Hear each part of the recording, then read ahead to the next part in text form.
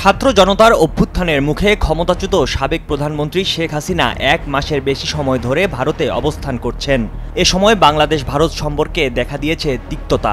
একদিকে শেখ হাসিনার ভারতে থাকা নিয়ে অনেক পক্ষে রয়েছে ক্ষোভ, অন্যদিকে অন্তর্বর্তী সরকার প্রধান ডক্টর মোহাম্মদ ইউনূসের সাম্প্রতিক এক সাক্ষাৎকারে অবাক হয়েছে ভারত। বলা হচ্ছে এটি মেগাফোন কূটনীতি।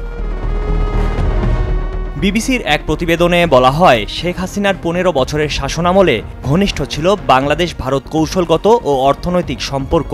ভারতের নিরাপত্তাও সুবিধাজনক অবস্থায় ছিল, কারণ ভারত বিরোধী বিদ্রোহী গোষ্ঠী দমন এবং কিছু সীমান্ত বিরোধ নিষ্পত্তি করা হয় ওই সময়। কিন্তু বর্তমানে ভারতে শেখ হাসিনার অবস্থান নেওয়া এবং তিনি সেখানে কতদিন থাকবেন, এসব বিষয় দুই দেশের সম্পর্কে দৃঢ়তাকে নাড়া দিচ্ছে। সম্প্রতি ভারতের সংবাদ সংস্থা পিটিআইকে দেওয়া এক সাক্ষাৎকারে ডক্টর ইউনূস ভারতের প্রতি আহ্বান জানিয়ে বলেন, দিল্লিতে থাকার সময় শেখ হাসিনাকে যেন রাজনৈতিক বিবৃতি দেওয়া থেকে বিরত রাখা হয়। তিনি আরও বলেন, বাংলাদেশ ফেরত চাওয়ার আগ পর্যন্ত ভারত যদি শেখ হাসিনাকে রাখতে চায়, তাহলে শর্ত হচ্ছে তাকে চুপ থাকতে হবে। এদিকে ডক্টর ইউনূসের বক্তব্যের পর শেখ হাসিনা প্রকাশ্যে আর কোনো বিবৃতিও দেননি।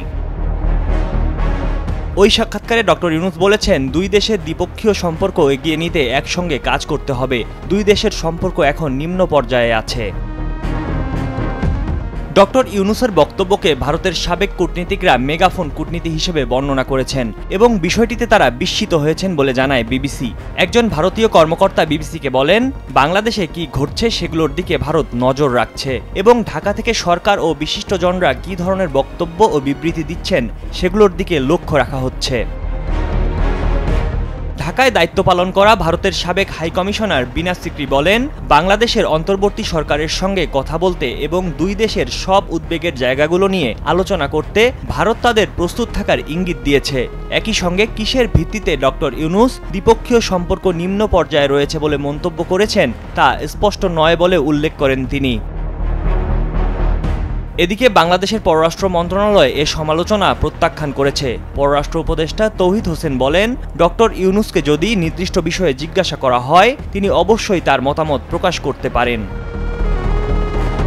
ময়ূখ ইসলাম, কালের কণ্ঠ ডেস্ক।